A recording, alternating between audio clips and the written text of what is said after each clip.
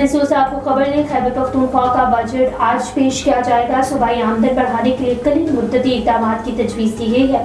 Budget میں BRT کی subsidy کے لیے 1 ارب روپے رکھے جائیں گے۔ دوسری جانب پنجاب میں 336 ارب روپے کا سرپلس بجٹ منظور کر لیا گیا ہے۔ سرکاری ملازمین کی تنخواہوں میں 30% اور 80 برس سے زائد عمر کی پینشنرز میں پینشن میں 20% اضافے کی منظوری دی گئی ہے۔ بلوچستان کا بجٹ بھی پیش کر دیا گیا ہے۔ گریڈ 16 تک کے ملازمین کی تنخواہوں میں 35% اضافہ کیا گیا ہے۔ گریڈ 17 اور اوپر کی تنخواہوں میں 30% اضافے کی تجویز دی گئی ہے، جبکہ مزدور کی کم سے کم اجرت 32,000 روپے مقرر کی گئی ہے۔ توانائی کے شعبے سے پاکستان کے لیے ایک بڑی خوشخبری آئی ہے۔ لکی مروت آئل اینڈ گیس فیلڈ مکمل ہو گیا ہے۔ لکی مروت کے علاقے سے تیل اور گیس کے بڑے ذخائر سے توانائی کی پیداوار شروع ہوگی۔ پاکستان نے لکی مروت میں تیل اور گیس کے ذخائر کی دریافت کو ایک تاریخی پیش رفت قرار دیا ہے۔ یہ منصوبہ 1 سال میں مکمل ہوا۔ منصوبے کی تکمیل میں پاک فوج نے سیکیورٹی فراہم کی اور اسے کامیاب بنایا۔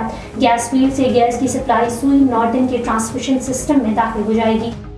NTDC نے 132 kV ٹرانسمیشن لائن کو ریکارڈ مدت میں بحال کر دیا۔ تفصیلات کے مطابق 132 kV ٹرانسمیشن لائن ریکارڈ مدت میں بحال ہو گئی۔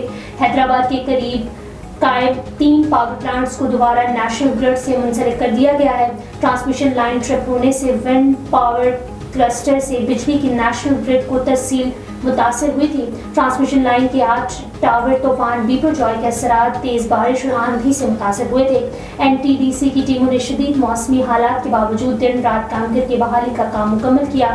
انجینئر ڈاکٹر رانا عبدالجبار نے ٹرانسمیشن لائن بحالی کے کام کی نگرانی کی۔